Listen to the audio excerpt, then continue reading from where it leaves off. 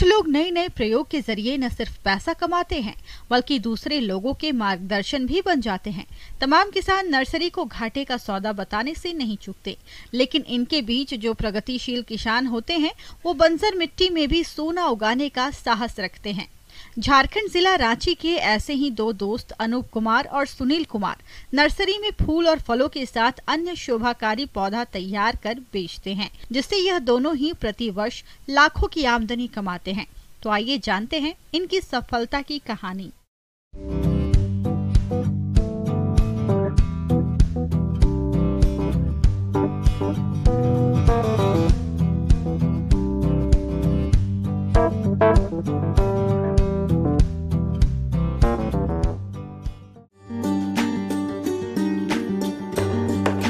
ग्रामीण युवाओं के स्वरोजगार हेतु फल फूल सब्जियों और अन्य वृक्षों के नए पौधे तैयार करके बेचना एक व्यवसाय का रूप लेता जा रहा है, जो बेहतर आमदनी कमाने का साधन साबित हो रहा है। इसी का सफल उदाहरण है रांची के दो दोस्तों की ये कहानी। जी हाँ, हम बात कर रहे हैं रांची जिले के निवासी अनूप कुमार और सुनील कुमार की, जो कि वर्ष 2004 से नर्सरी का व्यवसाय कर रहे हैं और इससे लाखों की आमदनी भी कमा रहे हैं। 2004 में हम लोगों ने जब शुरू किया था तो ये हैं सुनील कुमार महातो। दोनों ने हम लोगों ने मिल के काम को शुरुआत किया और कैसे बढ़े इस तरह से रात दिन लगे हम लोग और इस तरह से बढ़ते बढ़ते बढ़ाएं इसको। बिजनेस को शुरू करने में शुरू में तो काफ़ी कठिनाइयाँ आई, लेकिन हम लोग फेस करते हुए धीरे धीरे इसको बढ़ाते गए। शुरू में हम लोग 4 स्टाफ से ये बिजनेस को चालू किए। आगे जाके हमारे साथ स्टाफ और जुड़ते गए, काम बढ़ता गया और उस तरह से आज काम अभी हमारे पास में करीबन 60 से 70 स्टाफ काम करते हैं और काफ़ी अच्छा महसूस कर रहे हैं बिजनेस में और काफ़ी इम्प्रूव भी हो रहा है काम में। हमारा स्टेट काफ़ी पिछड़ा हुआ है और स्टेट के मुकाबले, जैसे गुजरात, महाराष्ट्र, आपका साउथ, काफ़ी हम लोग से आगे हैं और हम लोग चाहते हैं कि यहाँ के भी किसान जुड़े हम लोग के द्वारा, या तो फिर जो इंटरेस्ट रखते हैं इस प्रोफेशन में आएँ और कुछ अच्छा करें। हम लोग मार्गदर्शन के लिए तैयार हैं कि हम लोग यहाँ के लोगों को भी इस लाइन पे लाएं। किसान भाइयों, इन्होंने बताया कि छोटे स्तर से इस व्यवसाय की शुरुआत की। पहले केवल मौसमी पौधे ही तैयार करते थे और फिर जैसे जैसे इसमें सफलता मिली तो हर मौसम में नए पौधों की उपलब्धि बनी रहे। इसके लिए इन्होंने अपनी फार्म पर ग्रीन हाउस और पॉली हाउस को बनाया, जिसमें मौसम के अनुसार वातावरण में परिवर्तन कर नए पौधों को तैयार करते हैं।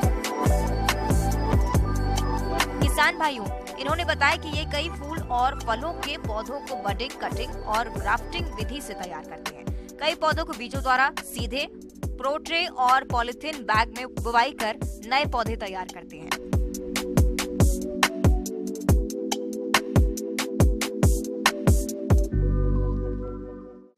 फूल की लाइन में अनूप कुमार के साथ इस लाइन में जुड़ा और इस लाइन को आगे बढ़ाते हुए, फूल के व्यवसाय को बढ़ाते हुए आगे बढ़ते गया। इस लाइन में हम लोग 2004 से शुरुआत की और ये ऐसा हम लोग साथ मित्र तो है ही और आगे भी रहेंगे। इस लाइन को जोड़ते हुए आगे बढ़ते गए हम लोग। और शुरुआत में तो हम सीजनल से शुरुआत किया। पिटूनिया, डायंथस, साल्विया, गजनिया, भरबेना, अस्टर, फ्लॉक्स, ये सारे सीजनल फ्लावर जो हम लोग शुरुआत के दौर में किए और अभी भी करते आते हैं। इसमें से सबसे ज़्यादा सेल होने वाले फ्लावर है पिटूनिया, डायंथस, साल्विया, भरबेना। ठंडे दिन में अच्छी तरह से खिलते हैं और बहुत ही मनमोहक होते हैं। फल में हम लोग के पास अभी आम का, लीची का, कटहल का, नींबू का भी है और फ्लावर में परमानेंट पौधे में ऑर्किड का हो गया, साइकुलेंट प्लांट हुआ, कैक्टस का हुआ, प्लूमेरिया का हुआ। इस तरह का अनेक प्लांट है यहाँ पे। मोटा मोटी बोला जाए तो अभी मेरे पास लाखों प्लांट हैं। इन फ्लावर को सभी में खाद के रूप में जैविक खाद का ही इस्तेमाल करता हूँ। जैविक खाद में हो गया केचुआ खाद। केचुआ खाद गोबर द्वारा तैयार होता है। सारा प्लांट में मैं इसको डलवाता हूँ। और नीम का तेल जो स्प्रे में ऊपर से कीड़ा के लिए उसका यूज होता है। और खाद के रूप में और भी हैं, जैसे कोकोपीट हुआ। कोकोपीट को मैं बाहर से मंगाता हूँ और इसका इस्तेमाल प्लांट में करता हूँ। इसका इस्तेमाल ज़्यादातर ऑर्किड में हो गया, एंथोरियम में हो गया, साइकुलेंट में हो गया, और भी विभिन्न तरह के प्लांट है उसमें यूज होता है, पर सबसे ज़्यादा जैविक खाद का ही यूज होता है। आज इनके यहाँ नर्सरी में विभिन्न फलों, सब्जियों, फूलों, शोभाकारी और औषधीय पौधे आसानी से मिल जाते हैं। इनका कहना है कि कई पौधों को अन्य राज्यों से मंगवाकर भी नए पौधे तैयार करते हैं। इसके लिए सामान्य तौर पर वर्मी कंपोस्ट, कोकोपीट, गोबर की खाद, परलाइट मिट्टी का प्रयोग करते हैं। ऐसे तो हम लोग शुरू में सीजनल फ्लावर का काम करते थे, लेकिन उसके बाद धीरे धीरे और भी प्लांट को जोड़ते गए। नए नए प्रकार के प्लांट, जैसे कि देश विदेश काफ़ी माने आते हैं, बाहर से भी प्लांट आते हैं, तो हम लोग पूना, दिल्ली, कलकत्ता वगैरह स्टेट से भी परचेज करके इधर मैंने प्लांट ला के उसको प्रोपगेट किए और उस प्लांट को बढ़ाएं, और उसमें भी काफ़ी अच्छा सा मैंने मार्केटिंग है, काफ़ी डिमांड है। नए नए प्लांट के लोग काफ़ी मैंने डिमांड रखते हैं इधर। मैं दोनों मित्र मिल के इस लाइन को आगे बढ़ा रहा हूँ। 2004 से अभी तक मैं सहयोगी की तरह हम लोगों के दोनों के ऊपर विश्वास, एक दूसरे पर विश्वास के रूप में ही हम लोग इस लाइन को अभी तक बढ़ाते हुए आगे बढ़ा रहे हैं। अभी हम लोगों को बोला जाए तो हम लोगों का साल का टर्नओवर 3 करोड़ के आसपास का है। इसमें शुद्ध रूप से हमारी आमदनी वही 40 लाख के आसपास का होता है सालाना। मैं विश्वास करता हूं कि किसान भाई क्षेत्र में जुटे और इस रोज़गार को अपनाएं और यहाँ पे आके देखें और ट्रेनिंग के तौर पे सीखे। निःशुल्क प्रशिक्षण मैं किसान भाइयों को देना चाहता हूं। अगर जो भी इस लाइन में जुड़ना चाहते हैं, मैं उन्हें निःशुल्क प्रशिक्षण दूंगा। किसान भाइयों, अभी तक आपने खेती से जुड़ी हुई कुछ उपयोगी जानकारियां देखी। अब लेते हैं एक छोटा सा ब्रेक और जल्द ही लौटेंगे और कार्यक्रम में आगे भी है खेतीबाड़ी से जुड़ी महत्वपूर्ण जानकारियां, तो बने रहिए हमारे साथ।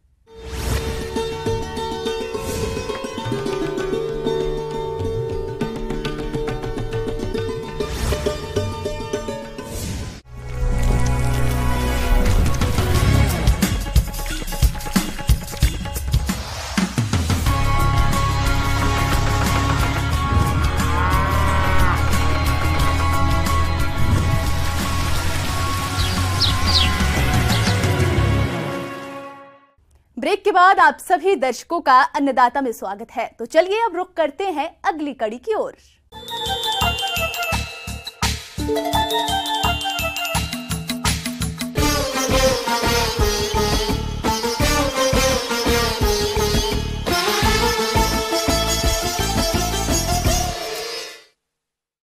आमतौर पर गर्मी के मौसम में पशुओं के लिए हरा चारा उपलब्ध नहीं हो पाता है, लेकिन अब वैज्ञानिकों ने एक ऐसा तकनीक विकसित किया है जिससे सालों भर कम समय में भी हरा चारा उगाया जा सकता है, जिसे खाकर पशु 15 से 20% तक ज्यादा दूध देने लगेंगे।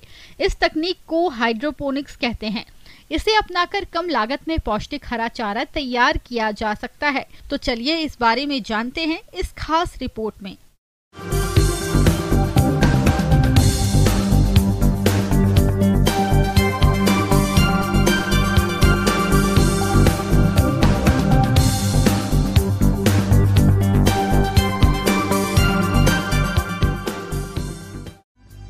भारत दुनिया में सर्वाधिक दुग्ध उत्पादन करता है। ऐसे में पशुओं के लिए हरे चारे का प्रबंध करना काफी चुनौतीपूर्ण काम है, खासकर उन इलाकों में जहां पानी की उपलब्धता और मिट्टी का उपजाऊपन कम है। इस बार प्रदेश का अधिकांश रकबा सूखे की चपेट में है। इन जगहों पर पशुपालन कर आजीविका चलाने वाले लोगों के सामने पशुओं के लिए हरे चारे को उगाना काफी महंगा साबित हो रहा है। लेकिन अब देश में आधुनिक विधि से हरा चारा उत्पादन की तकनीकों का प्रचलन शुरू हुआ है। ये हमारे यहाँ कोई नई शुरुआत नहीं है। इसके लिए वैज्ञानिक पिछले कई सालों से सतत प्रयास कर रहे हैं। इस आधुनिक विधि का नाम हाइड्रोपोनिक विधि है।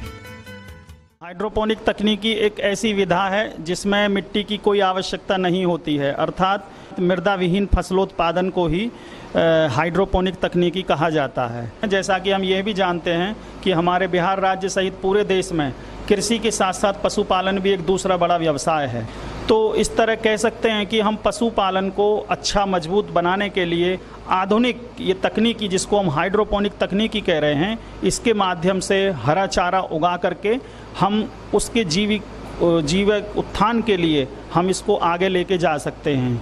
इसमें मुख्य रूप से पहला जो फेज आता है, इसमें हम सीड को क्लीनिंग करते हैं, अर्थात उसको शुद्ध वाटर के साथ 2 से 3 बार उसको निथारते हैं। उससे ये क्या है कि इसमें जितना हमारा सीड हेल्दी होगा, अच्छा होगा, कटा फटा गला हुआ, किसी तरह का रोग उसमें नहीं लगा हो, किसी भी प्रभेद को हम आसानी से हाइड्रोपोनिक चारे में इस्तेमाल कर सकते हैं। इस विधि से चारा उगाने के लिए एक ऐसे कमरे की जरूरत है जिसमें आर्द्रता और तापमान में बदलाव किया जा सकता हो। इस विधि के तहत प्लास्टिक की एक ट्रे में, जिनकी माप 2 फीट गुणा 1.5 फीट गुणा 3 इंच होती है, इस विधि से हरे चारे को तैयार करने के लिए सबसे पहले मक्का, ज्वार और बाजरा के दानों को 24 घंटों के लिए पानी में भिगोकर रखा जाता है। इसके बाद जूट के बोरे में ढककर अंकुरण के लिए रखा जाता है। तो इस प्रकार हम देखते हैं लगभग 36 घंटे बाद वो बीज पूर्ण रूप से अंकुरित हो जाता है। अंकुरित होने के पश्चात ये एक ट्रे है, हम मक्का का लगभग 1.25 किलो बीज और जो अन्य 3 फसलें हैं उसका 800 ग्राम बीज उसका नाप करके और इस ट्रे में समान रूप से फैला देते हैं। ध्यान रहे कि हम फैलाते समय गंदे हाथ का प्रयोग नहीं करेंगे और ग्लव्स जो प्लास्टिक के हैं उसको पहन करके समान रूप से ट्रे में फैला देते हैं। दूसरा एक महत्वपूर्ण बात यह है कि जो ये ट्रे है, इसमें जो होल बने हुए होते हैं, छेद बने हुए होते हैं, उससे करीब 2.5 से 3 इंच पहले तक ही हम बीज को फैलाते हैं। ऐसा इसलिए करते हैं कि अगर हम बराबर पूरे ट्रे में समान रूप से फैला देंगे तो जो इसकी जड़ें निकलती हैं इस होल को ब्लॉक कर देंगी। तो जो अतिरिक्त पानी इसमें ट्रे में आता है, जो इस हर 4 घंटे के बाद, उसके पानी इसमें भर जाने से उसमें गलन की संभावना हो सकती है। तो इस तरह करते हुए फीड कर देते हैं और फीडिंग करने के बाद ये आप देख रहे हैं यहाँ, ये जितना ट्रे हम एक दिन में फीड करते हैं उतनी ही ट्रे को हम प्रतिदिन हार्वेस्ट करते हैं। 10वें दिन एक ट्रे में लगभग 8 से 10 किलो तक हरा चारा तैयार हो जाता है। चारे की हाइट भी 6 से 8 इंच तक की हो जाती है। इस विधि से तैयार चारे को 15 से 20 किलो तक दूध देने वाले पशुओं को खिलाया जा सकता है। पशुओं को खिलाने से दूध उत्पादन में 15 से 20% तक की वृद्धि के साथ ही दूध में वसा की 10 से 15% बढ़ोतरी होती है। ये जो यहाँ आप देख रहे हैं, ये पूर्ण रूप से नियंत्रण कक्ष में हम इसको करते हैं, जिसकी वजह से बहुत सारे ऐसे लाभ हैं या बेनिफिट्स हैं जो किसान के लिए हो सकते हैं। जैसे इस तकनीकी से चारा उगाने पर 90% तक जो पानी की है वो बचत की जा सकती है। वो इसलिए की जा सकती है कि ये जो स्प्रिंकलर सिस्टम इसमें लगा होता है, जो स्वचालित होता है और हर 4 घंटे के अंतराल पर लगभग 40 सेकंड तक इसमें स्प्रिंकलर चलता है। जो पानी ट्रे में गिरता है वो जितना उस समय में जो बीज है या पौधे उसके एब्जॉर्ब कर पाते हैं, उसके अलावा ये आप होल देख रहे हैं, ये जो छेद है, ये छेद के माध्यम से इसमें जो नाली बनी हुई है वो जो अतिरिक्त पानी है वो इसमें जाके इकट्ठा हो जाता है और जल निकास के माध्यम से बाहर जा कर के वो एक टैंक में जमा हो जाता है और वो जो टैंक में जमा पानी है उसको फिर दोबारा पुनः चक्रण या रिसाइकलिंग करके दोबारा उसको हम यूज कर लेते हैं। मुख्य बात यह है कि जब तक हम इसको हार्वेस्ट करते हैं तब तक इसमें अलग से हमको कोई भी पोषक तत्व, चाहे वो केमिकल फर्टिलाइजर है या और किसी फॉर्म में देने की आवश्यकता नहीं पड़ती है। तो इससे हम कह सकते हैं कि ये हमारा जैविक और हरा चारा उत्पादन है और खाद्य श्रृंखला के माध्यम से दूध भी हमारा ऑर्गेनिक या जैविक ही होगा। अब आइए एक नजर डालते हैं इस विधि से चारा उगाने के लाभों पर। तो इस विधि द्वारा पानी की बचत होती है, साथ ही किसान कम मेहनत में पशुओं के लिए हरे चारे का उत्पादन कर सकता है। जहां वर्षा बहुत कम होती है, ऐसी जगहों पर यह विधि काफी हद तक कारगर साबित हुई है। हरा चारा दूध में पोषकता बढ़ाने के लिए उपयोगी है, जिसके द्वारा दूध में असंतृप्त वसा, वसी अम्लों, विटामिन की मात्रा बढ़ती है। इस तकनीक में गेहूं जैसे अनाजों की पौध 7 से 8 दिन में तैयार हो सकती है, जबकि सामान्यतः इनकी पौध तैयार होने में 28 से 30 दिन लगते हैं। मक्के से तैयार किया गया हाइड्रोपोनिक चारे से संबंधित प्रयोगों में पाया जाता है कि परंपरागत हरे चारे में क्रूड प्रोटीन 10.70% होती है, जबकि हाइड्रोपोनिक्स हरे चारे में क्रूड प्रोटीन 13.6% होती है। लेकिन परंपरागत हरे चारे की अपेक्षा हाइड्रोपोनिक्स हरे चारे में क्रूड फाइबर कम होता है। हाइड्रोपोनिक्स हरे चारे में अधिक ऊर्जा, विटामिन और अधिक दूध का उत्पादन होता है और पशुओं की प्रजनन क्षमता में भी सुधार होता है। तो इसलिए लगातार मात्रा में सूखे चारे के साथ या दूसरे अन्य हरे चारों के साथ मिला करके इसकी जो अनुशंसित मात्रा है उसमें मिला के खिलाने से निश्चित रूप से किसान की आमदनी में, उसके दुग्ध उत्पादन में और बिहार राज्य के डेयरी व्यवसाय को आगे ले जाने में ये हरा चारा हाइड्रोपोनिक फॉडर मददगार साबित हो सकता है, जिसकी मूल्य भी ज़्यादा किसान को मिल सकता है और आसानी से किसान इसको स्वस्थ जीवन जानवर का भी और किसान का भी और उसको उपयोग करने वाले के सभी समाज का एक जीवन स्तर में आय के साथ साथ स्वास्थ्य में भी अच्छी वृद्धि की जा सकती है। आगे और भी है खेतीबाड़ी से जुड़ी बहुत सी रोचक जानकारियां, पर यहाँ रुकेंगे एक छोटे से ब्रेक के लिए और जल्द ही हाजिर होते हैं।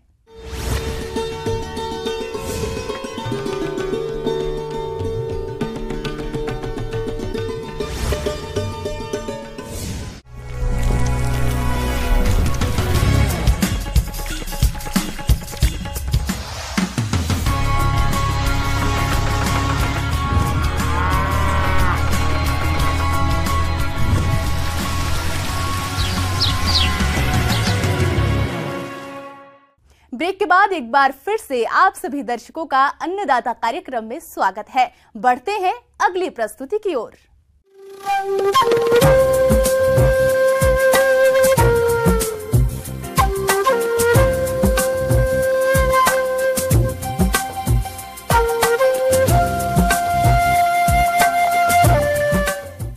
मौसम के अनुसार प्रबंधनों पर भी टिकी है आपकी खेतीबाड़ी, इसीलिए मौसम पूर्वानुमान और उस पर आधारित साप्ताहिक कृषि सलाह इस प्रकार से है।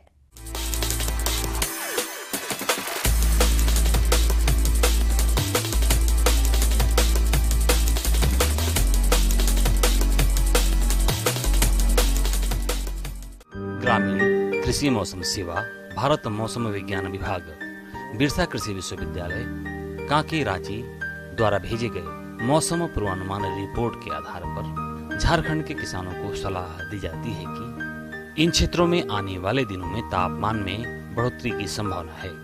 हल्के बादल छाए रहेंगे लेकिन वर्षा की संभावना नहीं है। हवा की गति सामान्य से अधिक रहने के आसार हैं। आने वाले दिनों में तापमान को देखते हुए किसान भाई खड़ी सब्जियों की फसलों में सिंचाई करते रहें। पशुशाला को ढक कर रखें जिससे सीधी धूप पशुओं पर ना पड़े और उनके ऊपर ठंडे पानी का छिड़काव करें। खरीफ फसल लगाने के लिए खेतों की जुताई ढाल के विपरीत दिशा में करें और खेत के मेड़ों को दुरुस्त कर लें। वर्षा जल संचयन के लिए अपने खेत के निचले भाग में छोटे छोटे गड्ढे, जिसे डोभा कहते हैं, का निर्माण करें। फल या लकड़ी के पौधों को लगाने के लिए गड्ढों की खुदाई करें। किसानों को आने वाले दिनों में बढ़ते तापमान के बीच खड़ी सब्जियों की फसल में सिंचाई करने की सलाह दी जाती है।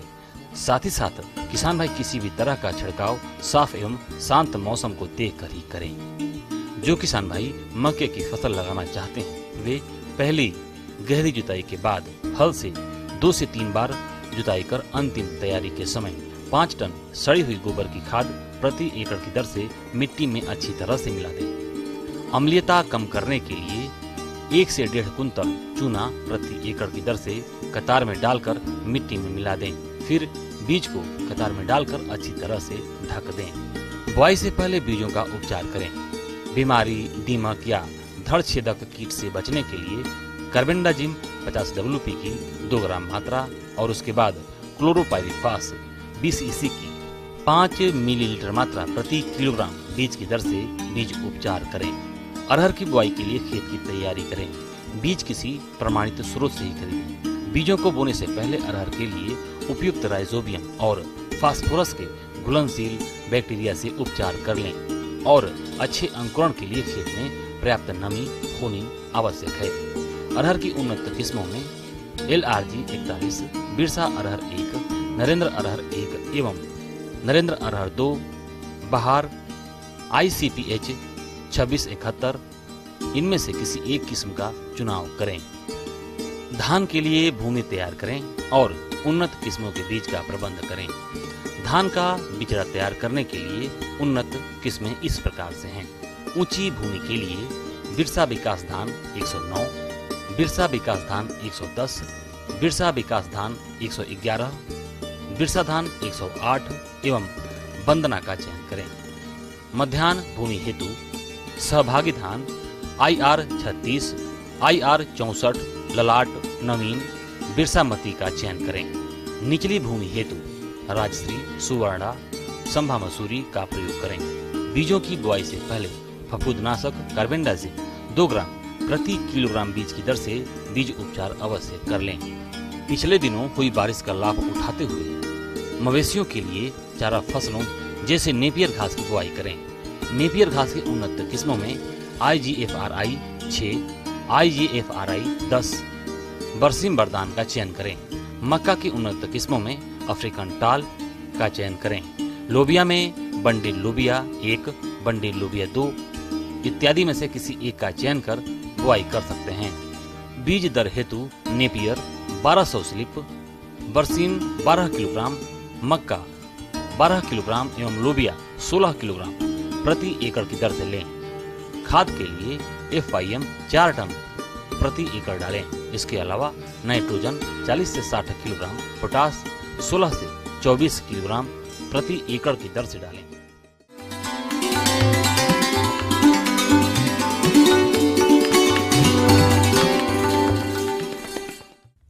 अन्नदाता हेल्पलाइन निःशुल्क फोन संपर्क सेवा के माध्यम से आपके द्वारा पूछे गए प्रश्नों में से 1 या 2 महत्वपूर्ण प्रश्नों को हम अपने कार्यक्रम में शामिल करते हैं। इसी के तहत आज किसान का सवाल और उसका जवाब इस प्रकार से है। आज की अन्नदाता हेल्पलाइन में हमने जिस प्रश्न को शामिल किया है उसे पूछा है गांव सोनापुर, जिला अररिया के चित्रेश त्रिपाठी ने। आपने आम के बाग में फल छेदक कीट की रोकथाम के बारे में जानकारी चाहिए है, तो इसके लिए देखिए कार्यक्रम का यह अंश।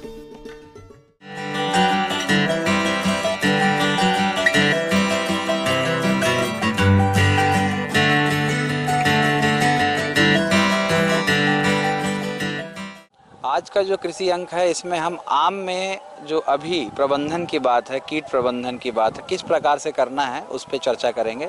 जैसा कि आप मेरे पीछे देख सकते हैं कि कितना बढ़िया इस वृक्ष में आम का जो है फ्रूट का सेटिंग हुआ है, आपका जो है फ्रूट या फल जो है बन चुका है। आम का फल छेदक कीट, इसका रंग मटमैला होता है। इस कीट के पंख हल्के नीले रंग के होते हैं। यह कीट दिन में पत्तियों के नीचे रहते हैं। वहीं इस कीट का लार्वा फलों में छेद करके गुदे को खाता है। साथ ही यह गुठली में भी छेद कर देता है। इस कीट से प्रभावित फलों पर काले रंग के धब्बे उभरने लगते हैं। वहीं इससे प्रभावित फल पकने से पहले ही पेड़ों से गिर जाते हैं। इस अवस्था में आप जानते हैं किसान भाइयों कि ये जो अवस्था है वो फल के लिए बहुत नुकसानदेह भी हो सकती है यदि आपने सही कीट प्रबंधन के लिए इस्तेमाल नहीं किया। जैसा कि हम देख रहे हैं विगत वर्षों में बिहार में रेड बैंडेड कैटरपिलर, जिसको हम बहुतायत रूप से हर क्षेत्र में इसके जो है हमको कहीं ना कहीं इसकी सुनने की जानकारी मिल रही है कि जो हमारा फल होता है उस फल में नीचे से छेद होता है, काले रंग का छेद देखने को मिलता है और उधर से ही ये फल जो है अंदर से कीड़े के द्वारा खा लिया जाता है और इसका जो विकास है वो सही तरीके से नहीं होता और फल जो है वो हमारा गिर के टूट जाता है। इसके नियंत्रण के लिए गिरे हुए प्रकोपित फलों को एकत्रित करके नष्ट कर देना चाहिए। अधिक प्रकोप होने पर नीम ऑयल 3 मिलीलीटर प्रति लीटर पानी के हिसाब से घोल बनाकर छिड़काव कर सकते हैं। तो इसको बचने के लिए किसान भाइयों आपको क्या करना है कि आपको इस समय अर्थात जब आपका फसल जो है टिकोला अवस्था में पहुंच गया है, इस समय आपको मार्केट में 2 सबसे प्रमुख इसके जो हैं कीटनाशक मिलते हैं, जिसको हम डेल्टा मेथ्रिन 2.8 EC के नाम से जानते हैं और एक मिलता है थायोक्लोरोपिड 21.7 SL के नाम से। इन दोनों में से जो भी आपको उपलब्ध हो, इस इस कीटनाशक का 1 ml प्रति लीटर जल में घोलकर इसका छिड़काव करना है। सामान्य रूप से हम देखते हैं कि जो पौधा है, प्रति पौधा 40 लीटर जो है हमको लगभग एक पौधे को छिड़काव के लिए आवश्यकता होती है। 1 ml प्रति लीटर आपको लेना है और उसके बाद पूरे पौधे पे आपको इसका छिड़काव करना है। ये आपको छिड़काव कब करना है? सामान्य रूप से ध्यान रखिए कि कभी भी जो भी छिड़काव हो वो शाम के समय हो और ऐसी स्थिति में ना हो जब बरसात वाला मौसम, क्योंकि अभी आप देख रहे हैं कि कई क्षेत्रों में बारिश आपको देखने के मिल रही, तो उस चीज़ को भी थोड़ा सा बच के आपको करना है। और जब आपको दूसरा इसका स्प्रे करना है वो कम से कम 15 से 20 दिन के बाद में पुनः आप इसका एक स्प्रे करेंगे। तो इस प्रकार करने से जो अभी आपको रेड बैंडेड कैटरपिलर की समस्या जिसको हमको व्यापक रूप से देखने मिल रही है बिहार में, उससे आप अपने फसल को, आम की फसल को बचा सकते हैं।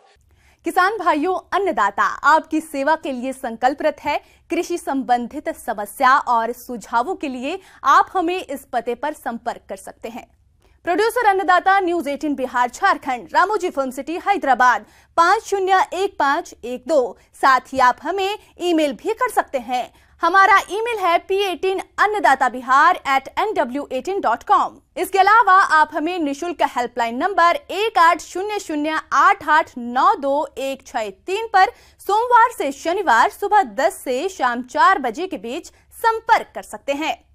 किसान भाइयों, अब समय हो रहा है आपसे विदा लेने का, तो हमारी अन्नदाता टीम को दीजिए इजाजत। कल फिर आपसे मुलाकात होगी कृषि संबंधित कुछ और महत्वपूर्ण जानकारियों के साथ। नमस्कार।